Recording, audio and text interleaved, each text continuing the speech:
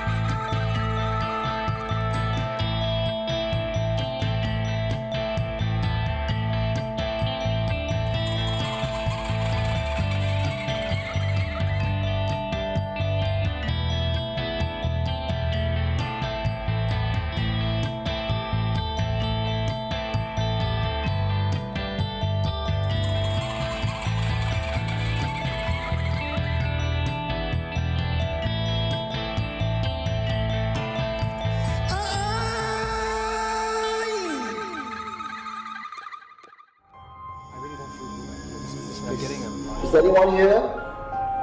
What did you find? You are listening to Supernatural Confessions. Good evening, everybody. Welcome to another episode of Friday Night Live. This is our second episode of 2024. Today, I am flying kind of solo because my buddy, partner in crime, the immortal Jonathan Lim is right now at Fort Canning. It is opening night for Battle Box, and it's something that I have watched and I found it to be really, really interesting. So that's something that I would definitely encourage you guys to do as well. Because if you know Jonathan and I, one thing that we always do is we perfect the stuff that we produce. Very perfectionist. So you can imagine you're going to get your money's worth at this event. But more on that later on. Right now, welcome to today's episode, Fortune Favours. What is this about? It is about money. Money, god of money, money spells, money everything, because we are still at the last leg of Chinese New Year. So, you know, we Chinese lah, we love our money. I want to say hello to Victor, Juju Bay, Zone Nava, all very familiar names. Premier Mitsu, Angel the Wolf. It's been a while, girl. Jerome, Brenda Chia, Chloe, Espra, RSVP by Grace, Carlos Cole, Erickson, Sharon Ho, Kelvin C, Chris Pilgrim. Hello from London. Hey. Oh, it's probably what, afternoon right now? 12. Camellia, Frankie that can be arranged, Nana, Gong Si Fa Chai, everybody, Hanjay, Wilfred O. Who else am I missing out? I'm scrolling down really quickly. Alvin Lim. Did I say Hanjay? I think I did say Hanjay. Chua Lincoln, Vicky. Yeah, I got messy hair. That's why someone said why I wear tudung. Okay, I took it off already lah. It's right here. It's my beanie. And of course, not forgetting some very, very important people. And I can never have done this without them. Let us thank our Patreons. So our patrons, where are they? Oh, there we go. If you want to join us as patrons, the link is patreon.com/supernaturalconfessions. And thank our sentient entities. Every month, they put in money, hard-earned money aside, just so that I can continue churning out the stuff that you guys love. And I'm so grateful for them. It's Elaine Chua, Tunku Elsation, Emko Grim, ZP Matt, Queen Lai, Lim Teck Chuan, Elwin Sensei, VL, Casey Chan, Alexei O, Janice Ang, Jacqueline N, Yong Kwan Yu, Hanjay, Jerwin, Dato Easy, Dato La Tungku La, Starving Jack. And also with Wandering Spirit, we have Joel Go, Deborah Confield, Chia King To, Linda Hayden, LEX, Jess Neo, Jerry Fish, Bibit Teo, Tay Hak Wee, 2 Cents, Elvin Lim, Kenny Polaris, Jayanti, Saritzu, TTB, Jujume, ZP, Davin Days, Gary Fu, Isaac Lam, Martin, Felony, Don Xie. In Restless Souls, we have Sichieto, Grace Chai, Kenny Chia, Ron K, Jack Ong, Nicholas Pua, Burke, Sarin Tan, Rachel Y, Kelvin C, Lechumi, Julian Teo, David I've always had some problem pronouncing his name. David Gelnivics, Julian Teo. Thank you, patrons, for making this possible. And for the rest of you watching in and you help out with this show, please like and share. That works out fine. Your presence here, joining me Friday, is itself a gift to me. But if you want to do something more, there is a $ icon near the comment section. You can just click on that, drop in any amount of money you like, and what I will receive is a big box which you can type in anything you want, any questions, any comments, or if you just want to cheer us on and just drop some money there, everything will be appreciated and it goes a long, long way. Alrighty, so let's start with the show. Someone's asking about the photo frame. Yeah, unfortunately, it's so bright you can't see what's on the photo frame, but it's basically a picture of some of you guys from Supernatural Confessions community having a Christmas party, taking a photo shot of yourself, looking half drunk, and then putting yourself in a frame. And I put you guys behind me so I can say, you're watching my back. All right. So today's show is about money, and Asia is full of beliefs and superstitions when it comes to money. Let me know in the comment section, what are some of the superstitions that you subscribe to with regards to fortune and money? I'm going to list a few that I have seen. Let me know in the comment section once again if this is something that you have seen, forgotten, and I'm just bringing it back to mind. Top of the list, of course, we have the Tai Sen Mao, the cat that waves to you, and you'll find that at most shops, retail shops, Chinese owners, you'll find the cat. What that cat is supposed to do is to wave money in. The other thing that you might find as well, especially at shops, retail shops, would be a frog, a 3-legged frog, 2 in front, 1 where the tail is supposed to be, but it's a bent tail, it's a leg. I'll try to find all these pictures later on and put it up there so you can see, or maybe I just post it up on Facebook group, Supernatural Confessions Facebook group, for you guys to share that. So that frog is also supposed to be sitting on a lot of money. So if you put that in your house, that frog, whatever it's called, it helps the family retain money. Now, the other thing that I see a lot of retailers do, especially the older folks, is they put the $1 coin. Because our Singapore $1 coin is shaped like a pa kwa. in the older times, you would find actually the coin with the hole in the center, the China coin, right? And you put that on your cash register. That is supposed to attract money to you. Of course, we have your Cai Sen Ye, and it's hard to miss the Cai Sen Ye because almost every neighborhood in the center of the neighborhood, city center or town center, you have this guy standing up there looking like the mayor of the town. He's a Cai Sen Ye. What's a Cai Sen Ye? He's the god of fortune, and you pray to him, or Chinese people would pray to him during Chinese New Year or just any time of the year to ask for money luck.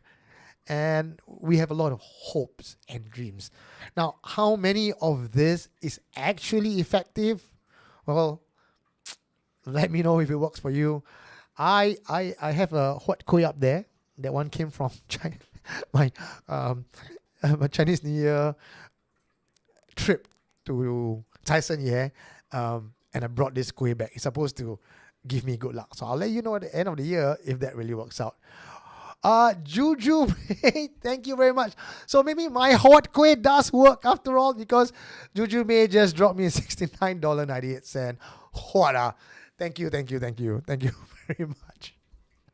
All right, going to the comment section where when I ask you guys to let me know what are your your superstitious beliefs when it comes to bringing money. Let's see what you have for me. Hello, God of Fortune. Someone say drink more Nocturne Noir, hair will grow. Pussy Willow? Is that supposed to bring in fortune? I'm not so sure.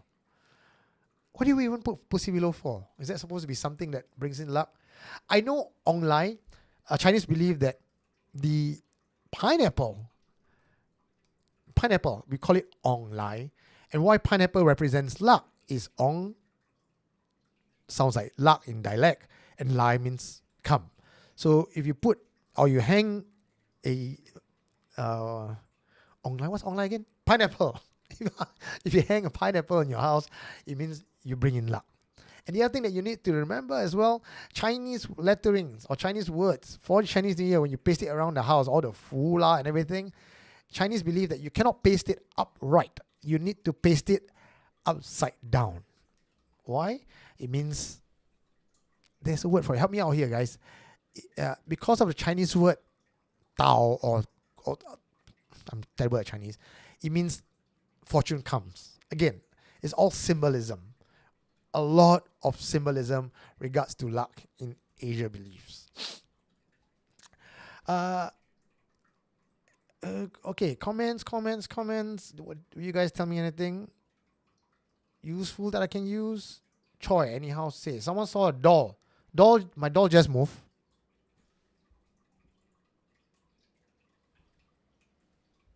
This doll? That's the doll from Peace Center. Yeah, I brought it back. Okay. Fu Tao, yes. Oh, okay, correct. Anna Wong, thank you very much. So, the Fu word, when it's upside down, it's called Tao. So, Fu Tao means, again, luck comes. See lah. Does any of this work for you guys? Let me know in the comment section once again. But now, let us go on to our very first confession tonight. And this one is narrated by Jonathan. We had a pre-recorded session and a great time dissecting all this, and we hope you enjoy it. So, now, without further ado, the first confession, this one is titled Fine Print. Let's have a listen. People come to me for a few common reasons, mostly for love or for 4D luck. There are a few cases that I've encountered that have got to do with black magic, but those aren't many. After a prior incident involving a curse cleansing ritual that claimed the life of one of my assistants, I stopped taking on such cases. These days, I just do blessings and empowerment only. You were asking for stories of people overdoing fortune and luck. I got one. Park Jin, or PJ as we call him, was in his late 40s, early 50s. He followed a common friend to my temple once, and I think maybe he liked the feel of the place. So he came back on his own a few more times for blessings. Each time, he would pack a generous ang pao for donation. One day, we started talking, and he opened up about himself. PJ was a full-time gambler and a casino junkie. He's been doing this for 2 decades already. And he candidly said that if he has to go back to a normal job, he doesn't know what he will work as. He didn't study, or get a good education when he was young. So work options are very limited. When he was younger, he worked as a pimp runner. And through the industry, he learned about the various magic employed by the different girls and pimps. Magic was very common. Money was the name of the game. Money is power. First, he started with amulets, then tattoos, then more hardcore stuff that involved inserting things into his body or requiring him to spend nights at the cemetery. At this point, few things about what I felt about PJ when he first walked in. There's a certain aura about him, a shiftiness, a strong pull energy. Contrary to popular belief, not all spiritual practitioners walk around with our third eye radar on all the time. It's very tiring to read people. And also, we don't do it out of ethical reasons. But for PJ, I was really curious. Then I asked him, "What are you really coming here for?" Then he paused for a moment as if I caught him in a lie. He said he was thinking about removing all this. But so far, he has gone to a few places, but the masters don't want to do it for him. I asked him for permission to let me take a look. He nodded. The minute I opened my third eye, I almost fell off the chair. The number of xiao gui, child spirits, dead girl ghosts, and even animal spirits around him is astounding. I couldn't find any shred of his soul left. He was like a zombie. It's like overcrowded home for these entities who were feeding on him. I asked him, "Do you know what you have invited into your body?" He said he knew. Then why still do it? Or why didn't you stop after a few? He said he just wanted to feel safe. He felt like the more, the merrier. After all, nothing bad happened to anyone. In fact, he made it a point to make a lot of donations to earn merits. I asked, didn't anyone tell him the repercussions? Some of these are done by high level masters. Surely they would have given you a warning. He said they did, but he didn't really read the fine print. I asked him about his family. He looked crestfallen. He said he was widowed twice, no children, no family. We let the silence linger between us. I didn't know what to say, and he probably felt he had said too much. I told him quite straightforward, if I remove all these barangs in you, I think you will die. It's above my pay grade. But he looked at me almost pleading and said, money is not an issue, how much you need. I told him, friend, this one is not something money can buy back on. He looked crestfallen again. We changed topic to bring up the mood, and then he made an excuse to leave. I saw less and less of him after that exchange. But many years later, I bumped into him at Queensway Shopping Centre. He was looking radiant and fresh. We exchanged pleasantries for a while, and then I asked him how he was. He said that he had turned to a particular religion and found salvation. It made me happy to see him saved. This one managed to escape. But how many others will be so fortunate?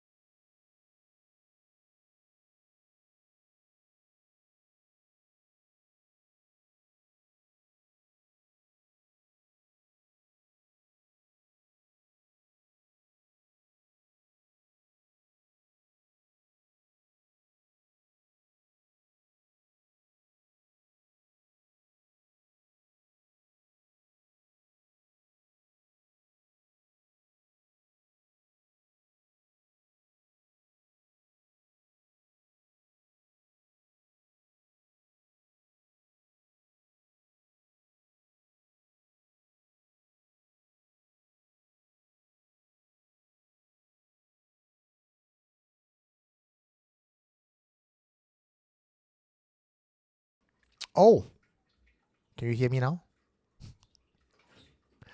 Yep, I got it. Okay, I'm back. So I said a lot of things just now. I even gave out 4D number. So if you all never hear, then too bad lah. Cannot. All right. There was some of the interesting feedback that you guys have given me in your comment section, and I'll go through that later on after this dissection of this confession. But what I was telling you just now is I was reading out comments from the top where Camellia said she has heard that the right hand is itchy means you'll get money. If the left hand is itchy means you'll lose money. We also mentioned about the coin, the $1 coin. And there is actually an urban legend about this and a very popular one as well. I'll share that with you later on. Now, some of you have been asking me about what was I talking about with regards to the frog and everything, because you can't see it in your mind. Now, I'm going to share this with you. This is the lucky frog. Oops, there we go. That is the lucky frog. You guys have seen it before? All right? Coin in the mouth, sitting on a lot of old Chinese coin, and then the tail. The tail is like oops, don't say. Yeah. Okay, this other one is the lucky cat. The one that waves his hand at you, battery operated. And this is Fu Tao. Right? The Fu word upside down. Okay, so you get a visual of this. Now, with regards to this latest confession about PJ is a person who dabbled a little bit too much in these rituals, and apparently all these entities and all the barang that he put inside his body has taken its toll on him. And now, according to the Ajahn that I spoke to, PJ doesn't have a soul left. Let's see what John has got to say about this. For the rest of you listening in, please do let me know in the comment section below. I will be there engaging you guys. And the next segment, this next part of this video is pre-recorded, but let's hear what John has got to say. Jang, jang, jang. Wow, powers, yeah. Okay, I'm really surprised he escaped. This sounded like a story that was going to spiral until, he's a desiccated corpse found somewhere in the basement. Most of them have. Yeah. I mean, from everything we know about these deals and the costs, there's no easy escaping. So I must say this is a very surprisingly happy ending. I'm not asking what the religion was, but well done. Not hard to infer from some of the words there. No promo here. Promo here. Okay, but I mean, okay. How long had he spent collecting these things? Right. That's what I want to know. How long does it take to become so completely vacuum packed with clinging spirits? And what did that do to him along the way? How do you walk around with so many spirits and not feel it? Right, based on what we know, one girl sit on your shoulder already, like cannot stand up straight. How did this guy manage to walk around with all of these things? Is his life force that strong? Not many people who are actually afflicted or have attachment actually can feel it. Like most people, even if they're not not everyone thinks about the supernatural all the time, and they may go to places, they may carry things, they have attachment, not possession, just attachment, and they would be none the wiser. And if they don't even believe in the supernatural, probably the entire life, they don't even feel anything. Right. Or the random backache would not even raise any alarms for them. Okay. That's interesting. Interesting to consider that some people can be extremely haunted and not know that they are haunted, But does that mean that then, on one hand, it's because they are a little bit numb, right? Or they are a little bit blur. On the other hand, does it also mean that these entities cannot really be that strong? Because if they are really strong, it will go through, right? The blurless person will still sort of feel something. So I think this one, what he went through was he's like a halfway house collecting all these spirits. And from the description, I'm making an educated guess that some of them are Thai. Some of them are probably Indonesian, very nature spirit. Okay. So if it's just the Kuikia and all that, you can probably feel them around, but if you're dealing with Kuei Kia, then you will know what to offer them, right? There are rituals Right. that you need to abide by. Mm. So I'm sure he knows, but I think part of his Oh, something is attached to you. part of PJ's psyche is I'm not hurting anyone. I'm not doing anything bad. So that whole Yeah. conscience is, I'm doing good. So whatever I'm Yeah. feeling, he probably whatever he's feeling is probably not something bad. Yeah. Actually, his psychology, as you mentioned, is quite interesting because he's a gambler, right? He's a gambler. He's a junkie, casino junkie, but he seems to be a very well-adjusted dude, who takes the trouble to do the merits and all that, right? So, is he an example of a model dabbler in spiritual thing? That he own self-balance, No, I right? don't think it's on self-balance because he is from the industry. And getting married and all that, these are your basic tenets of Thai Buddhism or even Yep. Buddhism. So if they're going to be dabbling in this and he is a Yeah. believer, then some of these things are really the must-do one, or you really cannot. No choice lah. Yeah. So you're saying he's not really a good guy. He just knows what he should do lah. He knows which side his bread is buttered on lah. From just hearing you tell the confession, I think it's just a guy who gone a bit too far. Now I'll draw an analogy. It's like, Okay. you do plastic surgery, maybe a little Botox here, a little Botox there. That's fine, right? A little lift in the lips. But he probably put fillers here, fillers there. And by the time he looks 55, he looks like Madonna. Like, everything's all just weird. So I think he just overdid it. Right. But what was it in the story? I'm skimming back through the story, right? What was it that made him want to get rid of it? I think he didn't manage to share that part with Didn't the say, confessor. but Yeah, he didn't say, right? Inference- He's not like, yeah. What do you think? because there's a part where they talk about his family, talk about his life, then he got sad. So I think it comes to a point where you got all the money in the world, but you don't have someone to share it with. You don't have people. So it's a very lonely life for him. And I think the entire industry he grew up in with all the prostitutes, the PM, that's a very siloed life. You don't have anyone you can trust. So maybe it's come to a point where he like, 不要玩了啦.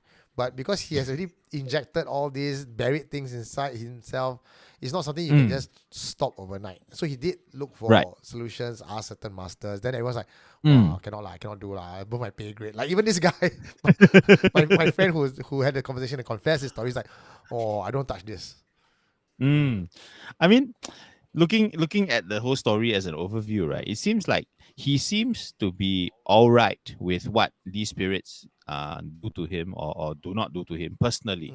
He's only sad because he got no friend, he got no family, right? So to me, he's like, this is the kind of ad for like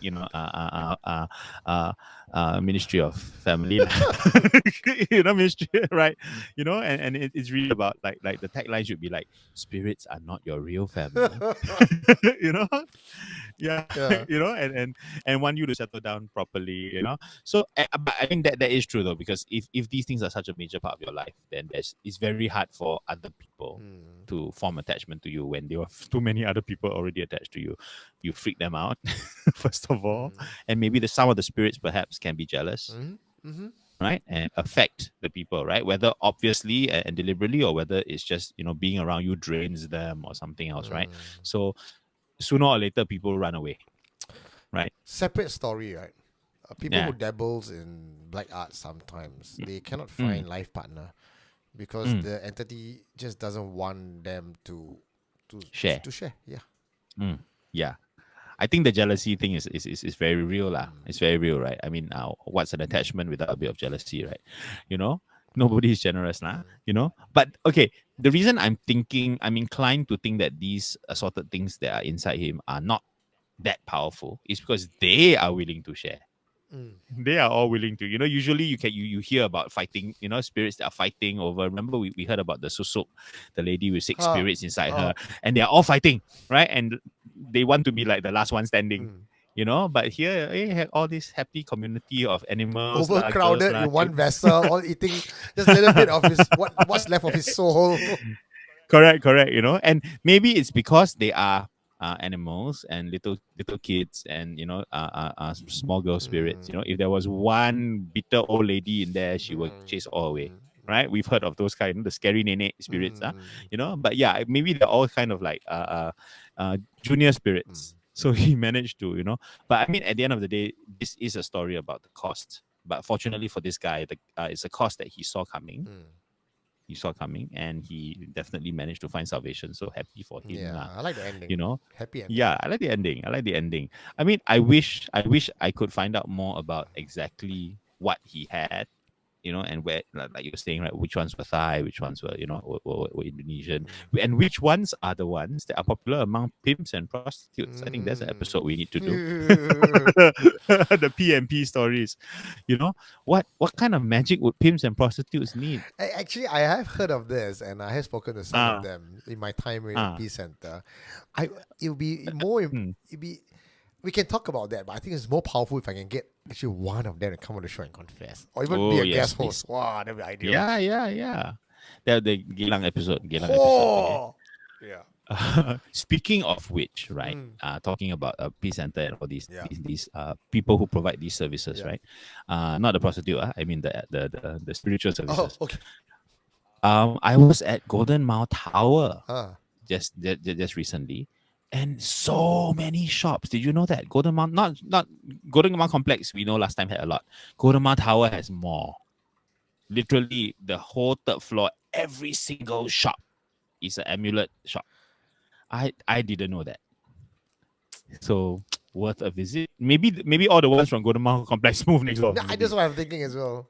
Quite possibly. So, I'm thinking that floor is a very keras floor. And all the spirits are fighting. But if they're in the amulet, they are safe. Like they're in that little prison. Block back.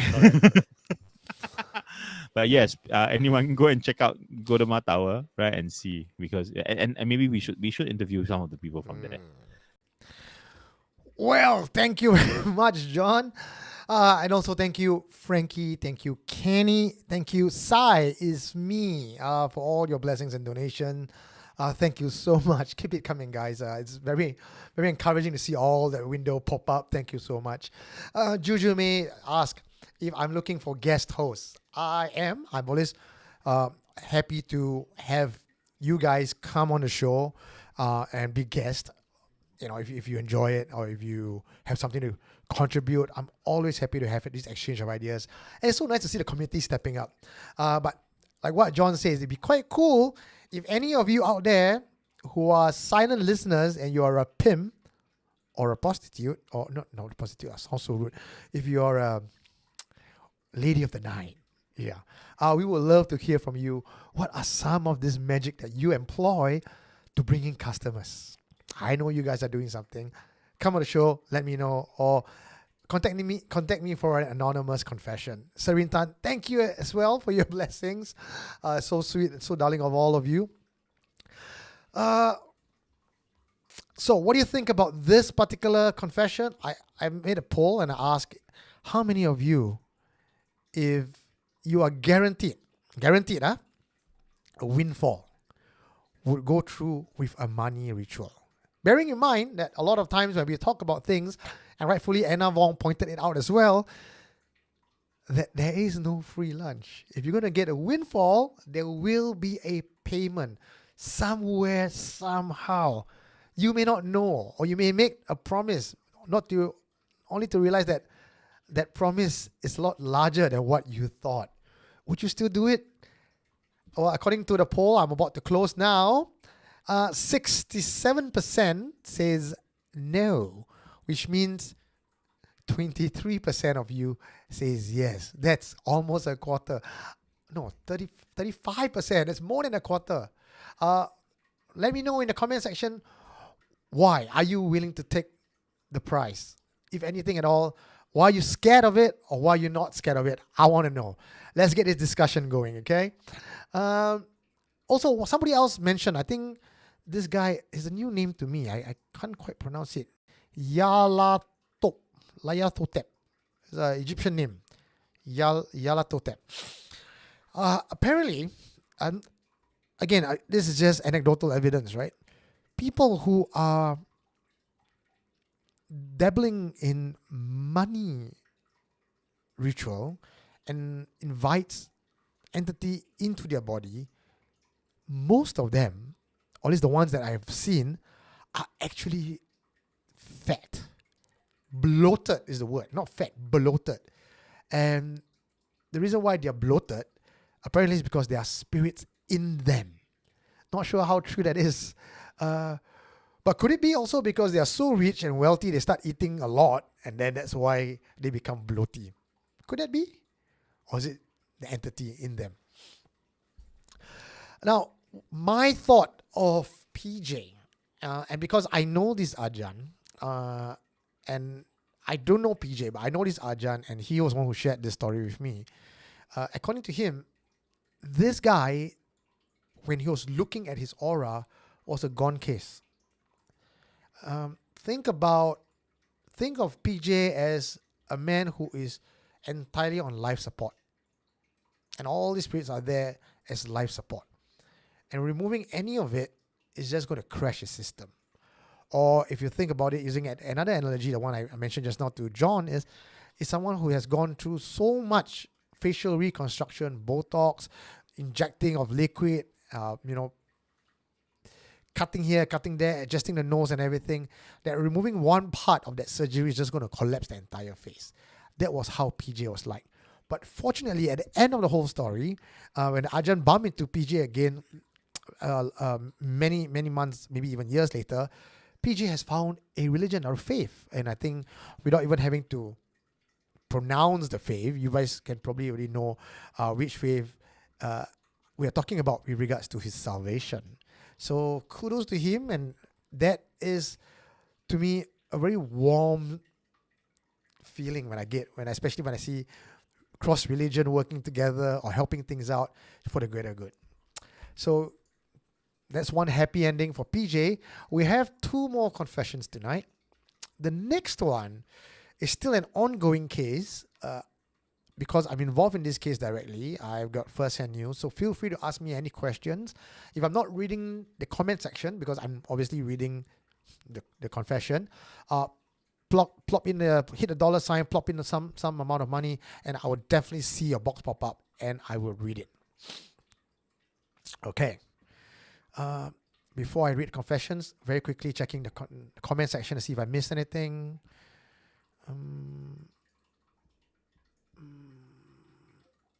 Okay. I asked you guys who will take it. Sean Chen replied, "I will take because too damn hard to touch and can work like mad. Also won't get money."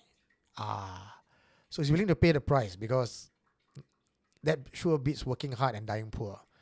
So even if you have to pay the price, why not? As bloated as Snorlax, yeah, it's just round and bloaty. Not quite fat, but bloaty. Samuel Yuan, thank you for your blessings as well.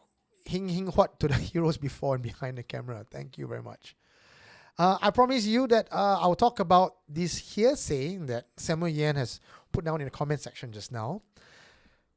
There is this belief that when Singapore was digging underground for the MRT station, they've angered the dragon.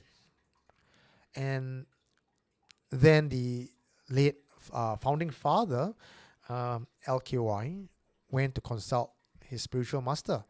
And apparently, the spiritual master said, the only way you can prevent the dragon from being offended is to have pa kwa. Everybody needs to have pa kwa, right? All the citizens in Singapore. But of course, that is a no-go because obviously a pa kwa has a very Taoist affiliation. And he came up, again, hearsay, right? Because I know ISA is listening into all this. Apparently, he came up with this idea of a $1 coin and putting the shape of the pa kwa in the $1 coin. So everyone, or most of us, would have coins in our pocket. And that is the equivalent of carrying a pa kwa. Those of you who are into feng shui, let me know if I'm on point or if there's other information you want to share that I've not talked about. Again, the comment section is free for you guys to discuss. Reading out Camille's reason for the vote. Camellia 701 says, my reason for my vote, which is I won't take, is because of religious reasons.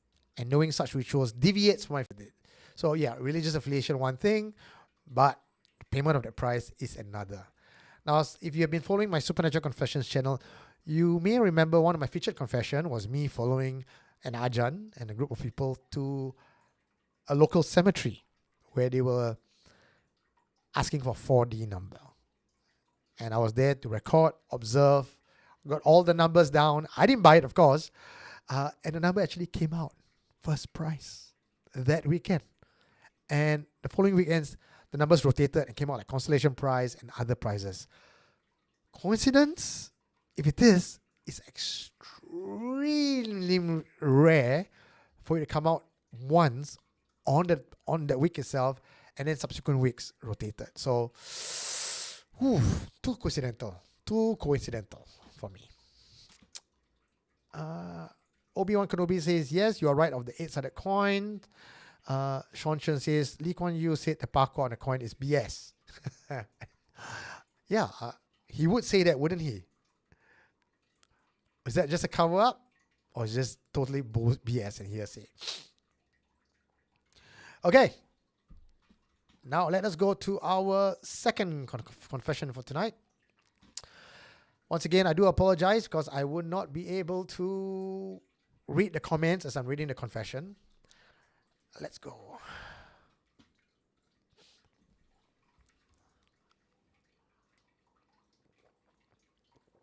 Tonight, total 12 million. I never buy lah. Wasted. 有买有机会，没买没机会。Confession. What is yours is mine. Okay, I gotta tell you guys, the title of this confession tickles me because women often joke that her money is hers to spend and the husband money is also hers. Someone took this expression one step too far, and as this is an ongoing case, the details, names of the person involved have all been changed to protect their identity. But none of these amendments affect the integrity of the story. And now, on to the confession. Mr. Cheng was not particularly a handsome man, but what he lacked in looks, he made up for it in financial stability. He isn't new to the dating game, but he has grown quite disillusioned with women because none of his relationships lasted very long. They were either too needy, too gold-digging, or that their personalities were at odds. To be fair, Mr. Cheng himself was an awkward individual. When he eventually met a more mature but attractive woman who was twice divorced, no children, and financially independent, he felt that this was probably the one for him. The story she had given him was that men only wanted her for sex or her money, and she had many short-term boyfriends who came and went. Her first husband took his own life. The second spiraled into depression after the divorce. While this should have been red flags for Cheng, he didn't feel that he should be probing about her past relationships, not at least this early during the courtship anyway. She introduced herself as Amy, who was in her early 40s. By their third date, Amy suggested Cheng should move into her place and put his place out for rental. This sounded like a sound move, and he welcomed a relationship that seemed to be able to hold its own without draining his finances. Everything was fine and dandy at the beginning, but Cheng realized belatedly that Amy had been increasingly controlling of their relationship. She had some weird, quirky practices, but he went along with it because, well, love. For example, Amy insisted on making soup for Cheng every Thursday, and she would sit with him to ensure he finished every last drop. It's for his health, she would tell him.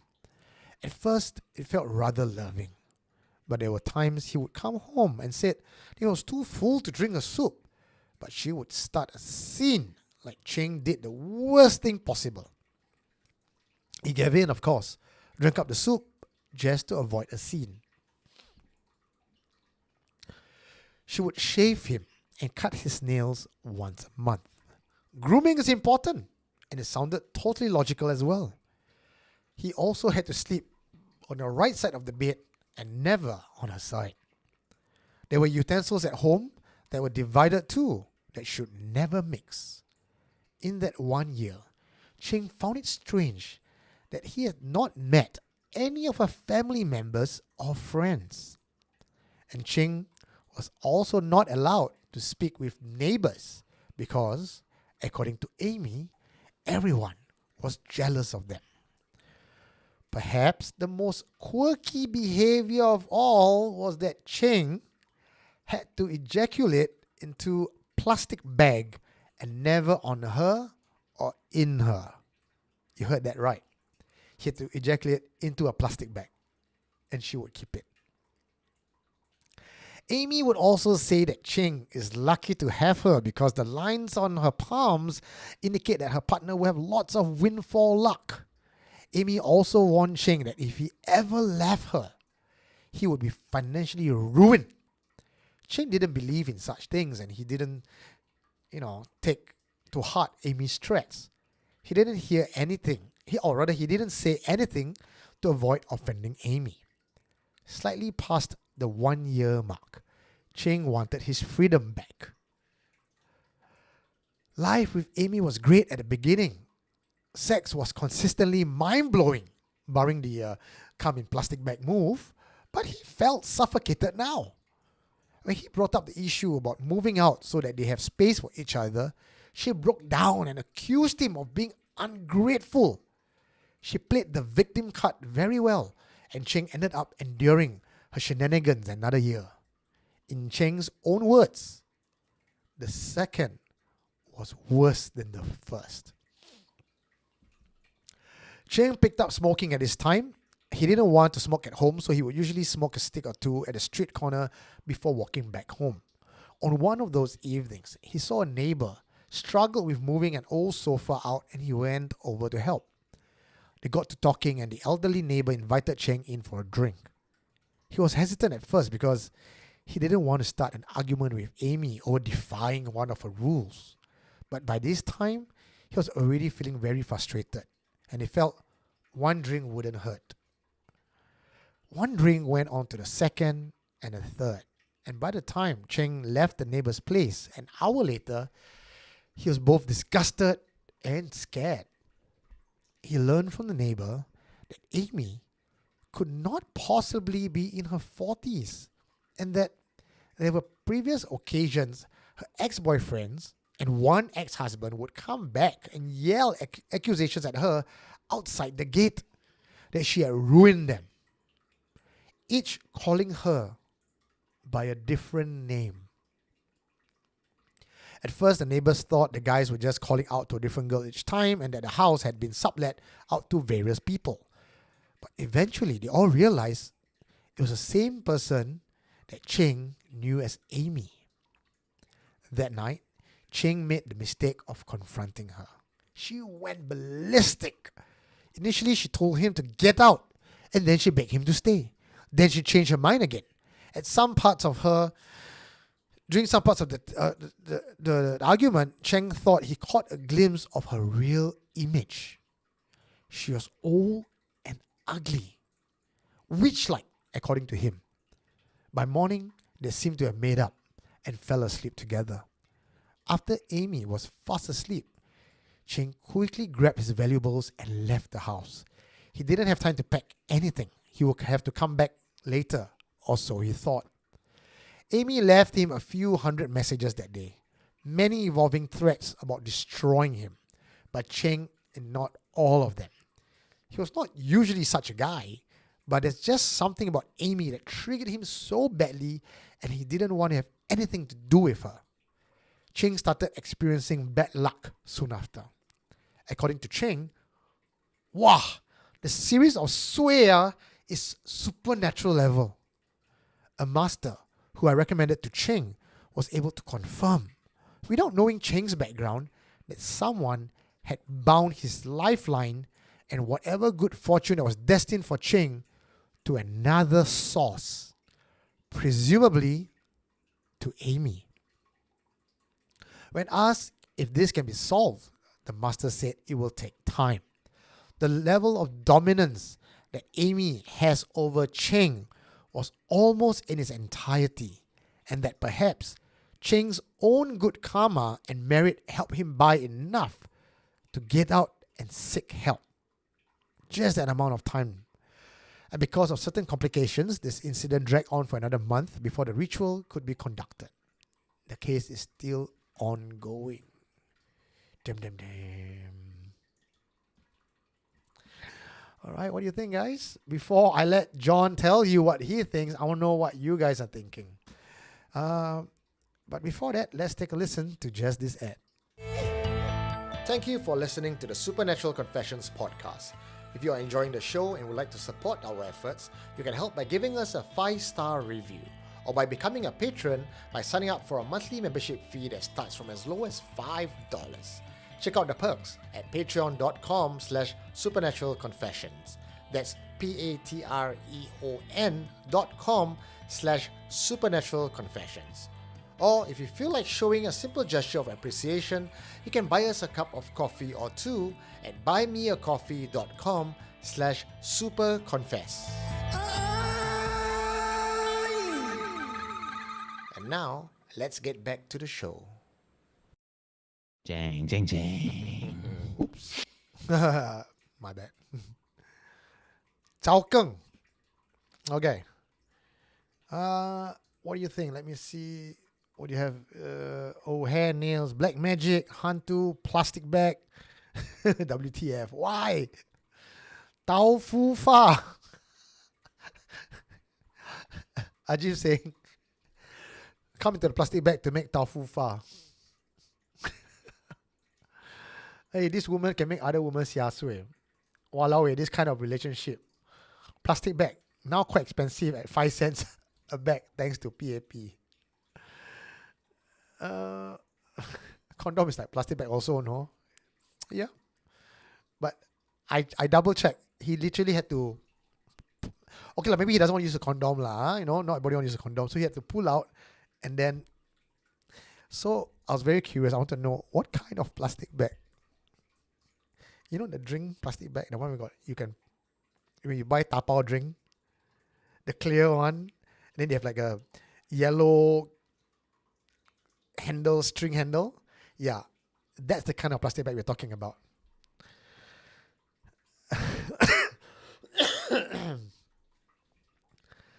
Wow, you all really? Now I cannot think of it the same way. I cannot look at Tao Fu Fa the same way ever again. Okay, so anything from you guys that you want to add to this story, we'll go to that later on. But for now, let's take a listen to what John and I have to say about this. Wow, this one's serious. This one is serious. This is the kind of material that makes a very good suspense thriller, because that woman is creepy as hell. And slowly building up, like, what is she doing? Why does he plot back? What's going on? And then you hear from the neighbor, right? Then the neighbor tell you, then the next day you must find the neighbor hanging out there, because this is really scary material. I'm still stuck at coming inside plastic bag. That one I think must be experienced to be understood. So everyone, please, all right. Anyone out there who has tried it, your feedback is welcome. But no need photos, Okay. Okay. I'm very curious.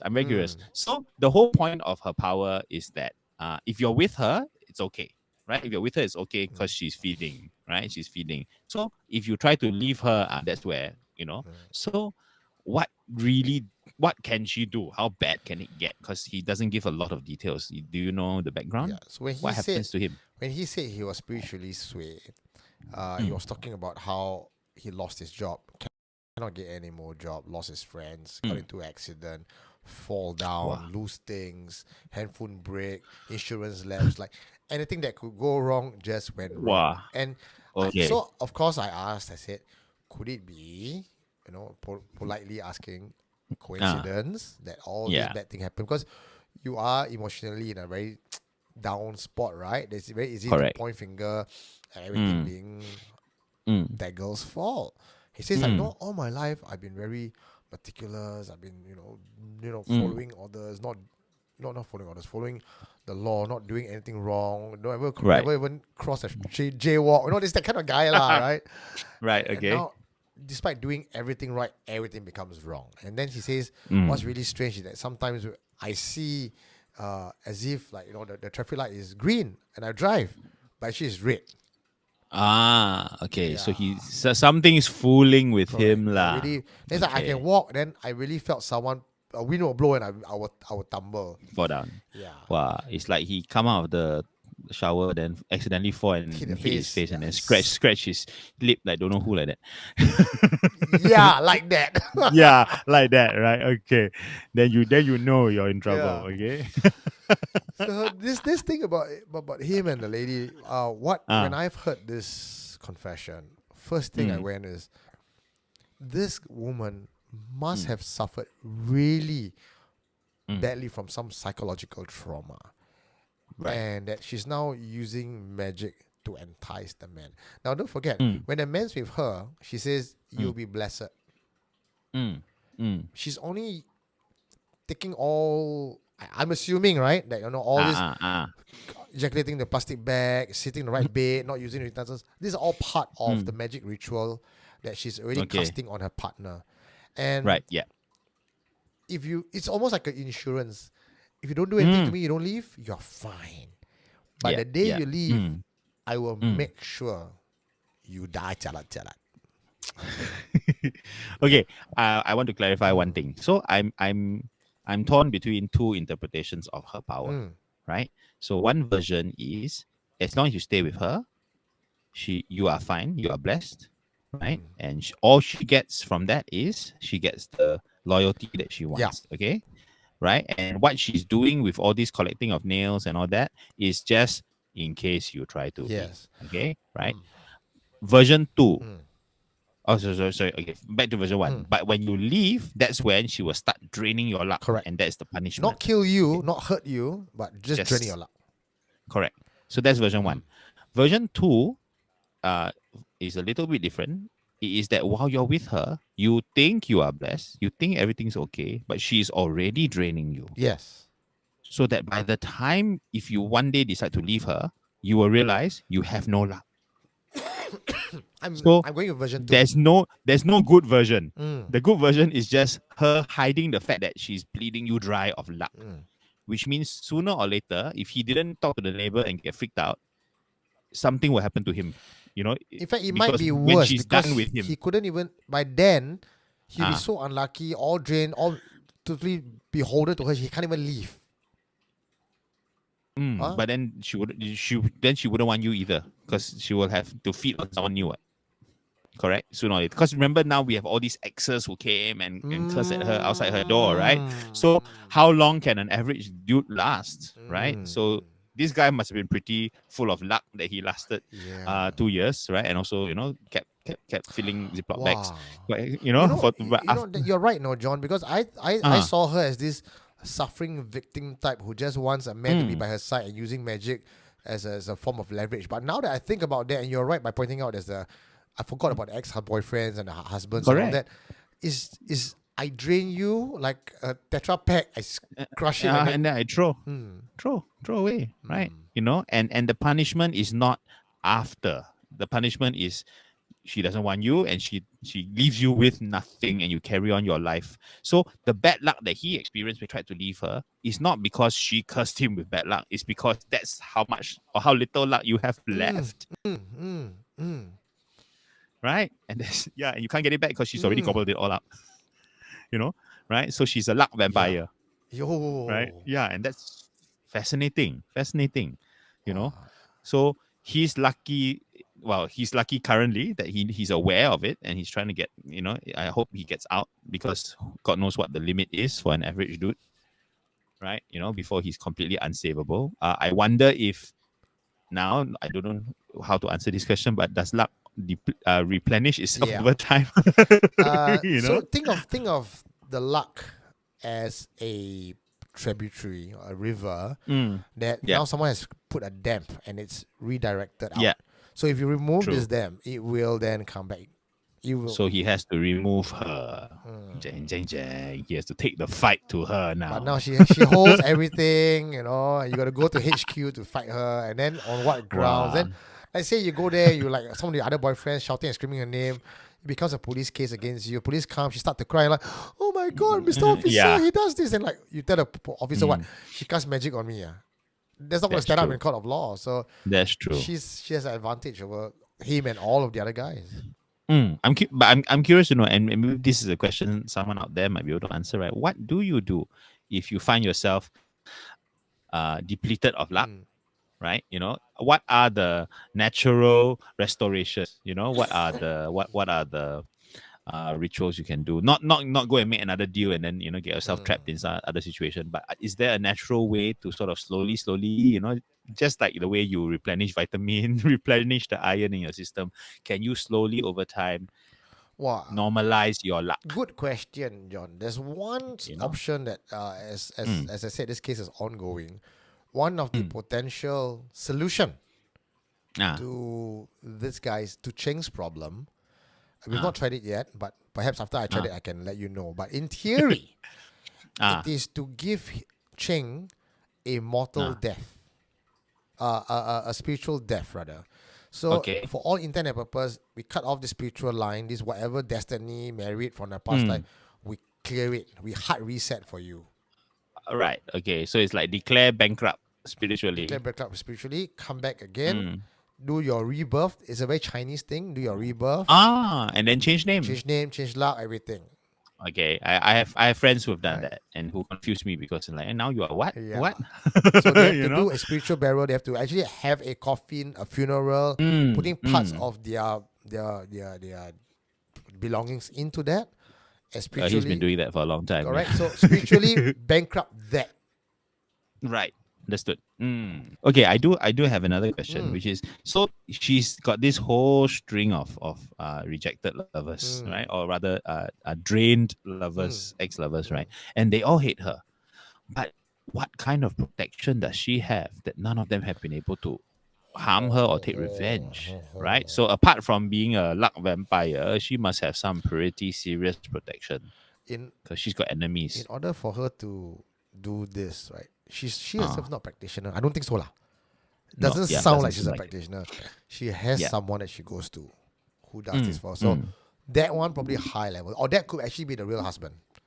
Or maybe she's draining all his luck for him. So maybe she's collecting for her boss.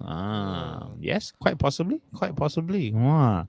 The luck right. monster. So I mean, if I'm a practitioner, I'm helping you get all the luck at what? At your little miserable ampao every few months, is it? No. I mean, if this is going to be a long-term partnership, hey, I want a percentage.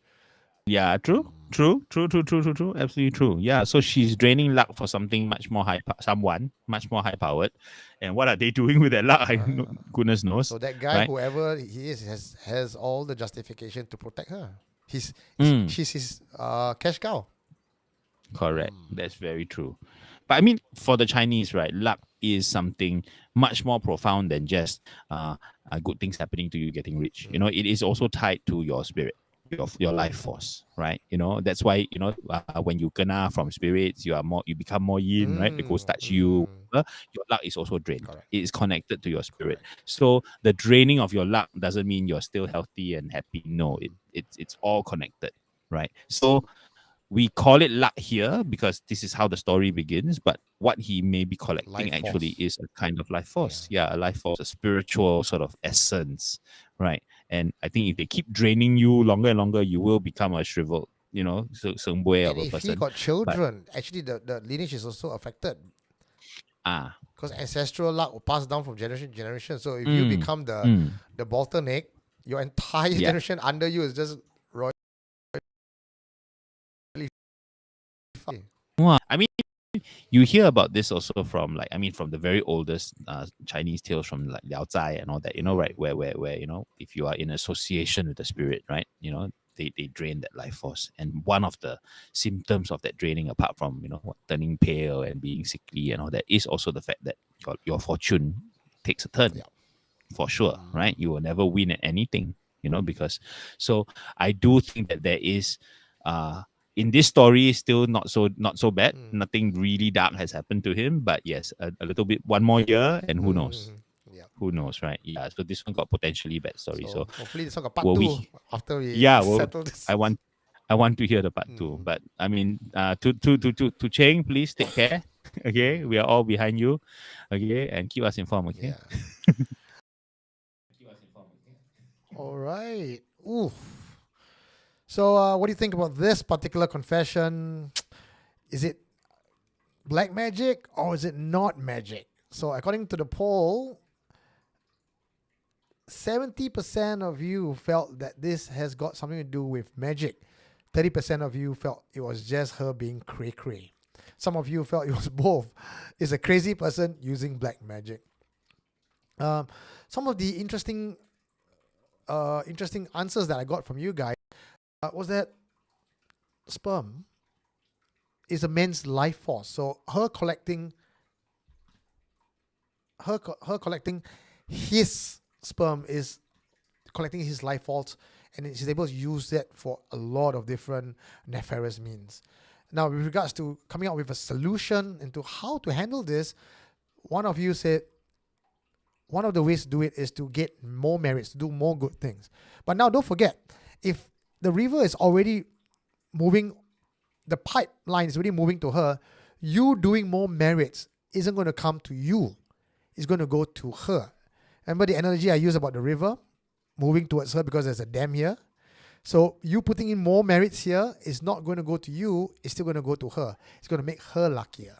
One of you also suggested perhaps she could or he could hide out in a monastery for some number of years. And hopefully that might just sort of reset the river for him. That could work because if you go to a monastery, apparently you are this whole bubble of protection. That may work. The other one also suggested use a hantu raya. Now, for those of you who don't know what a hantu raya is a Malay style where you create a doppelganger of yourself, and a hantu raya is able to take on your likeness and be you. So in this case, I guess what you're trying to do is use the hantu raya as a defense mechanism. But if you look at it from an energy and signature standpoint, your energy, which is your IP, your unique IP, like an internet protocol, will still point you out to be the one and not the hantu raya. So the hantu raya at best is just a VPN. But if she's able to go to source, which means she has your sperm, your hair, your nails, a hantu raya may not help. And the solution I suggested, where it talks about killing yourself spiritually, this is actually done more commonly than you expect, especially in Taiwan and for a lot of powerful people. They do that. Again, hearsay, there's an important person in Singapore who actually have had his own spiritual death. And also another powerful person in Malaysia may have done the same. And one of these signs that a person has done something like this sort of ritual is the fact that they don't get sick easily or at all, and they tend to live to beyond a ripe old age. Yeah. So there will be a part 2 to this Carlos Cole. Unfortunately, I don't have the part 2 now because it's an ongoing case, so I can't help it. No, Sean Cheng, I am helping Cheng. That's how I got this story, because Cheng came to me and I matched him with one of my contacts that I know, and we are actually doing this ritual for him. It turns out after he's done the ritual, a few days later, the spell got into effect again, which means it's not just enough to do a cleansing, it's not just enough to do a manifestation of bond cutting, because the raw material is with Amy and she can use it anytime she wants to recreate a connection again. Yep. Use hantu raya to kill her lah. I don't know, man. I don't know. I mean, I believe in karma, right? And karmic debt. I kill someone, that karma is on me, you know. I don't know about that lah. Yeah. So let me know in the comment section what are some of the ideas that you would have to help this guy, Cheng. And before we go on to our next confession, just a bit of message from me. Supernatural Confessions was created as a safe space for people to share their paranormal encounters. If you or someone you know has a strange encounter to share, we want to hear about it. You can type it to us, send us a voice memo, or even meet me for a face-to-face interview.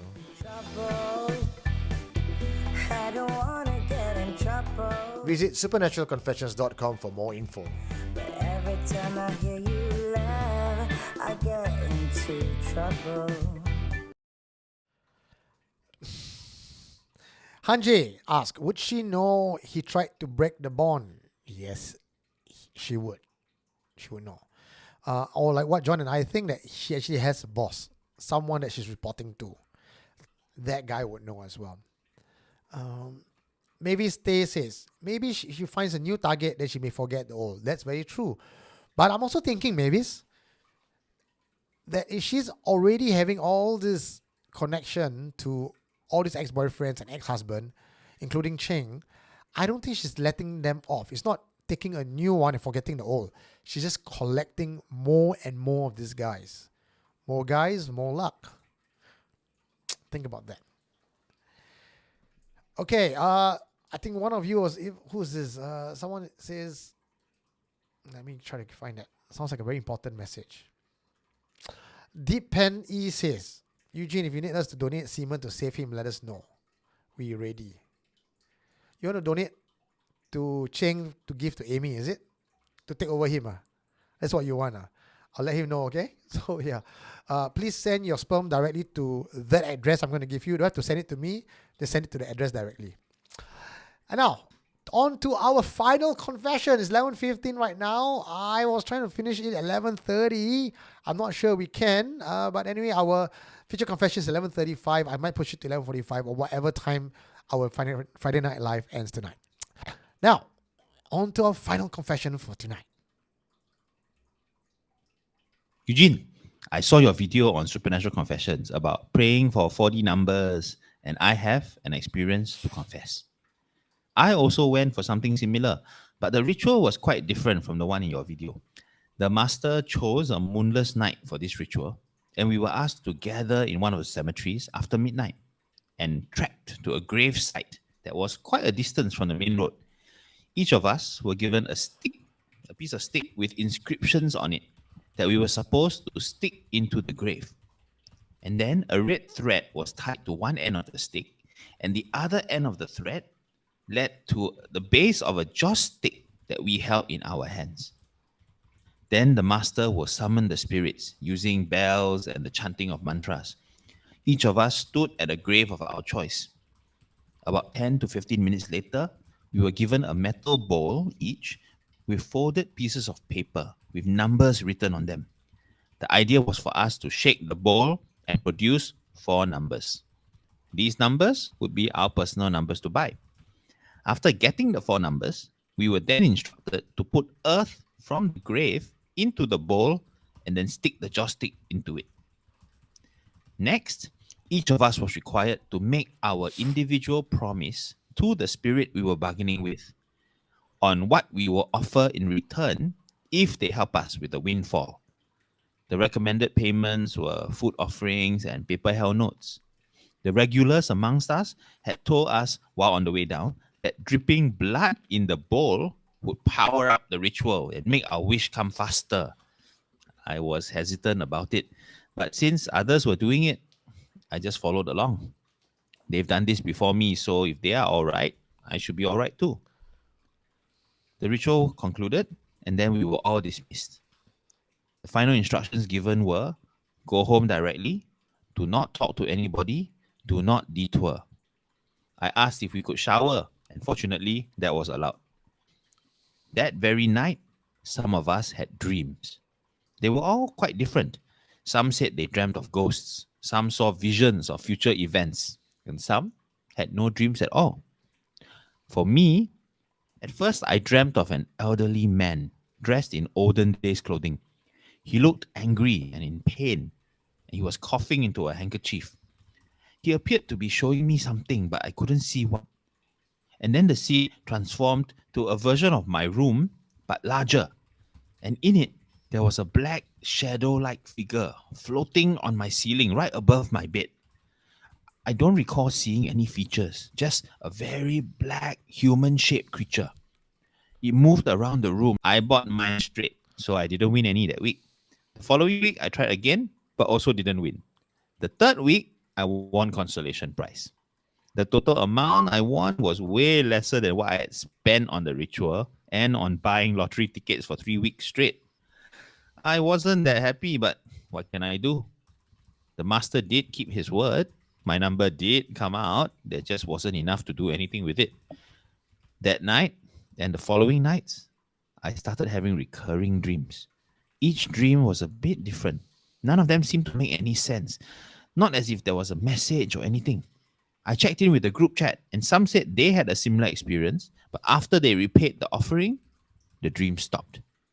So the next morning, I went downstairs to buy some joss paper and went to the bin to burn. Initially, I had offered a live chicken, but since my windfall small, I decided that joss paper is more than generous. That night, the black shadowy figure came back into my dreams and strangled me. I struggled to wake, kicking and clawing at the figure. When I finally woke up, I found my fingernails bleeding. I had been scratching at the wooden head of the bed. The skin on my feet was raw from abrasion from rubbing against the bed sheets. I didn't notice it at first until I went to work, and my colleague asked about the bruise around my neck. That night I went home, I had a high fever. I did the usual and went to the doctors to get medicine and MC. After a week, the fever still persisted. My cough had blood and phlegm in it. I texted the master personally and asked if I could see him. At first, he was hesitant, but after a lot of pleading, he finally relented. The first thing he asked was, "Pay back debt already or not?" I said, "Pay it." He looked at me suspiciously. "You think I first time do this, ah?" he said. I told him about my financial situation and that the windfall wasn't big enough to afford. I sat through a half hour of nagging that afternoon. Basically, a debt is a debt. No matter what my windfall is, I need to pay what is owed. It was either the chicken's life or mine. The ritual that the master was going to conduct to help me appease the spirit was going to cost me money as well. In the end, this shortcut to getting a quick windfall cost me even more overall. It just wasn't worth it.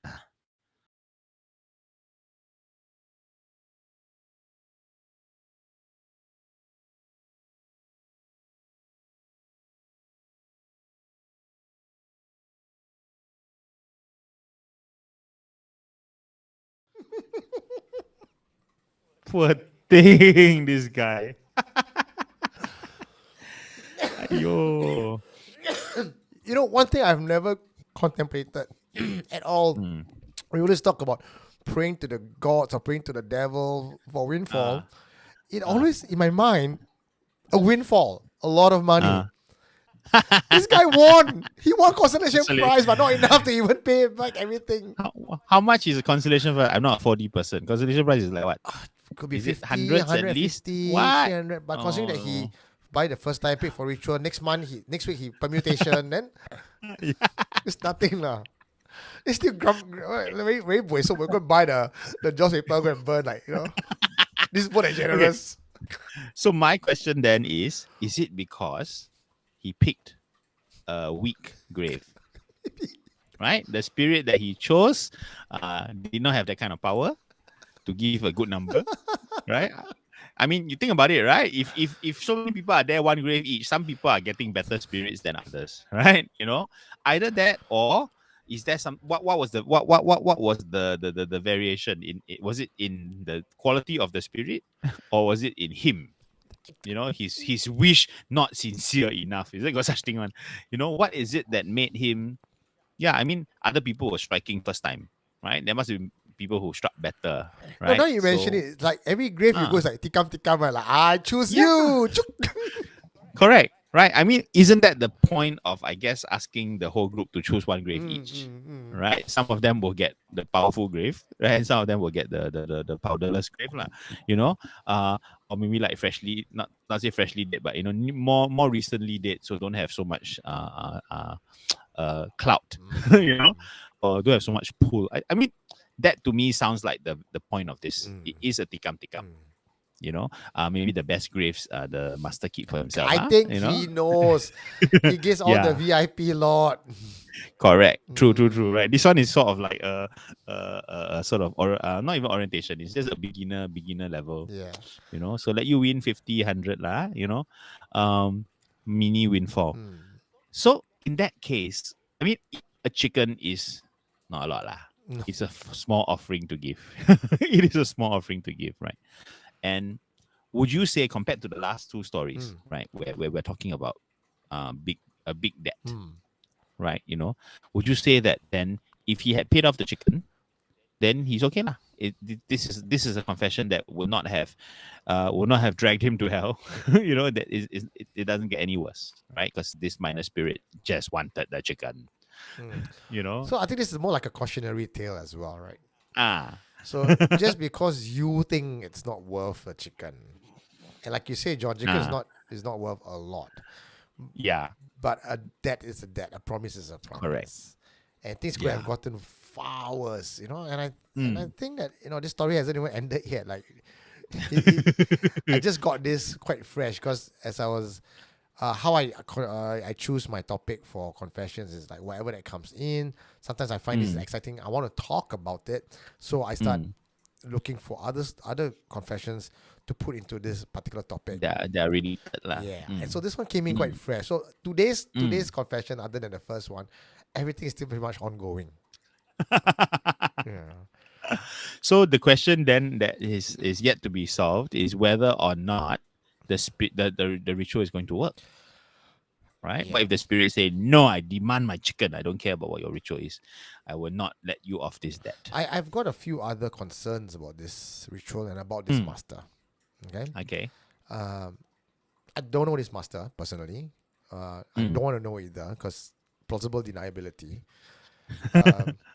But if he's running this, and the question I have in my head always is, if you know where to get your windfall, why would you want to share it with anyone else and conduct a mass group unless the people that you are bringing are the shield for you? So just imagine if you're going for a back alley investment plan and you're this guy coming in last and people tell you, hey, don't worry, easy money, people before you have done it.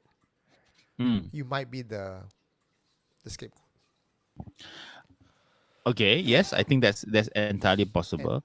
I'm thinking of it as a more practical thing. He's just using these people to do market research, right? He alone cannot go and tackle so many graves. He cannot offer so many chickens at one time, right? And you have a graveyard of 10,000 graves. It's like, I want to find the one super windfall. I'm going to do it 15 at a time or 20 at a time. So you pay me money to bring you into this circle. I put 15 of you around this plot. You all go to choke. Then I look at my group chat and see who's successful, who's not successful. Then And if don't have, I cancel off my map and I don't move on. I move on to the next plot. That's a good business proposal right there. Yeah, it's just market research, right? It's just market research, you know. So he probably has a list of growing ones, knowing, and which graves are worth how much, right? And there's no risk of these 15 people coming back on their own because they cannot do the mantra. Right? You can just tie a string for nothing; it will not work. So you still hold the code, right? You have the key to unlock it, and you now just need bodies to test for you. I find that this, with my knowledge of cemetery rituals like this, what this master is doing is a very harsh form of magic, where you pin the bamboo or the wooden stick into the grave, and that actually torments the spirit inside. And the spirit is then forced to negotiate and do your bidding to get a release. Correct. I mean, and this might be a digression, but it's also an interesting cross-cultural thing, right? Because the other sort of very prominent red thread summoning that I've always known of since I was a kid was when you tie a red thread to a banana tree, right? And then you force the spirit to communicate with you against its will, right? Holding a red thread is like like twisting someone's arm behind their back. They have no choice. They have to respond. And then I'm sure they're kicking and, cursing you. And then you turn your back, you die, So I think in both the Malay culture and in the Chinese culture, this red thread thing is something they have in common. I'm curious to know who started it or whether it has even older origins, right? The idea of red thread, But yeah, I think there's a risk involved, right? He is being a bit brutal to each of these spirits. So even smarter of him to have 15 guinea pigs, 15 fall guys, in case any of them is super angry, that spirit is not him who's dealing with the shit, right? Yeah, but if everything goes well, he's just able to eliminate a whole bunch of $10 graves, $100 graves, and see who's got the spirit. Because I'm assuming also that the quality of the spirit in terms of 4D giving relates a lot to what that spirit was before the person died, right? If you had no luck, like one of the ex-lovers from the last story, then your grave is a $10 grave, but if you were that a maze grave, my goodness, the 4D numbers you can give, So here's the other thought: how do you think that these masters even found out which are the graves? Right? It must have been a process like this, what? I didn't think about it, John, but yeah. Right, now that you mention it. Oh, wait a minute. So someone who went to the graveyard recently and also did a ritual, were you just being someone's guinea pig? No. I never buy number. I never take part. I just video only. Worse, you are the lousy guinea pig, but you then still got no result. Wow. You are the kind, I give you the survey form, then you write nonsense. Pay the price, but never win anything. Well, the other thing that I have in my mind is that shadowy figure that also appeared in other people's dream. That doesn't sound to me like the ghost of the grave.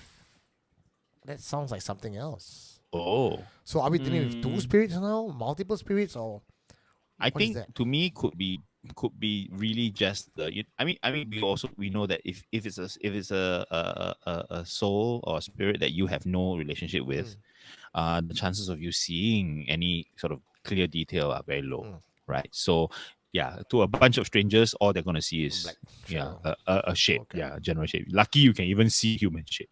You see a blob, right? It would take a relatively strong spirit to be able to project enough of its identity for you to see a old lady or a little child or whatever, right? I think, but I do feel that it is a relatively old graveyard. If their own, the spirit's own life force has already been decayed to the point that they are just a shit, right? If you see a freshly dead spirit, I think it retains a little bit of what identifying features, right? But after decades or whatever, right, all that's left for you to see is like that, lor. Okay. So this one, the part where stood out for me is he says that last advice or the last instruction is don't go. Where's the line? Let's try to see. Oh, don't talk to anyone. Where's the line? Is it the last instruction before they leave, right? Yes. Yeah, don't talk to anyone. Go home. Go home directly. Do not talk to anyone. Do not detour. So now I'm thinking, is this the counter? It's like you want to go home directly. You don't want to talk to anyone. You don't want to detour because you want the spirit to follow you back and be able to give you that blessing. Correct. Which then also give credence to, if you don't want them to follow you back, you should go to 7-Eleven, detour, do something else. Yes, right. Do what I always do, right? After Changi, go 7-Eleven, right? Pass the spirit to the poor guy who's working overtime. Go and talk to him, talk as much as you can. Hey, how you doing? Ask him to tell you sad stories of his life, so his yin is even stronger, then the spirit attach himself to him. Okay, no lah. But I mean, yes, I think that advice verifies the fact that what we always advise you to do in terms of shaking off anything that's following you. This is the exact opposite. Don't shake it off, right? Yeah, you talk to the bus driver, suddenly your luck go to the bus driver. Right? So I think that's that. Yeah, you're right. It's like you have to carry the spirit home carefully in your hands. Don't run away. Run away. I find it, now that you mentioned this, then suddenly this whole story is a little spookier, because I had the impression that after you made the promise, it sort of closes the the transaction there, and then maybe they'll come to you in your dreams for further updates. But now it seems like no, they're already with you, right? They just come to you in your dreams because probably that's an easier way for them to manifest. It takes a lot of power to just pop up in front of your face. Yeah. So they wait for your dreams, Yeah. right? To reach you. But actually, they are with you already. Yeah. That's creepy. That's creepy AF. Okay. That everyone left that graveyard with something following them. Oh shit. Wow, interesting. Now I'm curious to go and find this master. Wait for the WhatsApp group. Yeah, infiltrate it.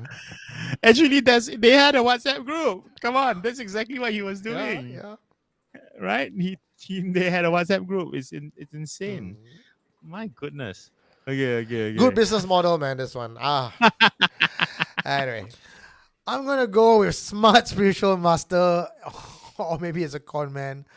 I know Frankie is voting for con man, but it's almost half because this is 55% saying smart spiritual master, 45% saying this guy's just damn sway lah. Stuff, man. So what did we learn from today's topic of fortune favors on Supernatural Confessions? I generally think that our audience here do not want to dabble with that, and you guys are a lot wiser than these people. I think money is important, but how we get it and the price to pay is sometimes not worth it. Or in the case of Cheng, he's just super sway lah. Met the wrong woman, thought that was a woman of his life, woman of his dream, only to have that totally go back on its head. So my advice to everyone as we close for tonight, before we go to our featured confession, is that sometimes you can take shortcut in life. But you know what would be better? Hard work. We don't have to worry about all these other things coming to bite you in the ass. Nothing beats hard work. So with that, I would tell you good night. Tonight's confession, stay tuned for that. It's happening at 11:40, just about 5 more minutes. Tonight's confession is by Jay. I met Jay early this year for this confession. Any of you working at Buona Vista area? Because you will want to stay tuned for this episode where she talks about a Pontianak who had followed her home from her workplace. And according to the spiritual master, this Pontianak is the famous one-off Pontianak. And she has a lot more other confessions this week and next week. It's really quite interesting. Stay tuned for this one. Next week, she talks about Indonesia, a haunted mansion in Jakarta. So to our Indonesian SC fans, let us know where this place is, or if you have any other stories to share. I want to hear from you. You can always contact me. My number is 9459-4931, or just go straight to supernaturalconfessions.com on our website, and you'll get all my details from there. Now, before we say goodnight, I have a closing message from Jonathan. Listening to these stories, right, it's very clear that, it's a very normal thing to want a better chance, a better fortune, better luck, right, a better deal, right? It's very hard to avoid that temptation. But because it is so common and human, this desire, it is very easy for people to exploit it, right? For people to use that desire, to use that comfort and the enjoyment of luxury to trap you, right? Whether it is to use you to test their system, whether it's to suck your good fortune, suck your luck. There's always a deal on top of the deal that you think you're trying to make, right? There's always another party. There's always a pimp, right? So I would say with these things, do not mess around with them, because you do not know how many people are bleeding you dry. Well, that's it for this episode of Friday Night Live Fortune Favors. Next Friday, same time, same place, 10 p.m. Supernatural Confessions, YouTube. Don't be watching Netflix, Avatar, and stuff like that. Straight, 10 p.m. right here. Supernatural Confessions YouTube channel. Next week, we'll be talking about mistaken identity. Gods who you thought were gods, not gods. All for tonight's episode. My name is Eugene Tay, Prince of Paranormal, and I'll see you guys at the featured confession. Good night, everybody.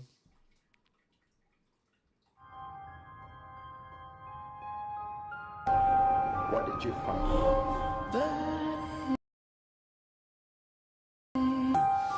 Supernatural Confessions.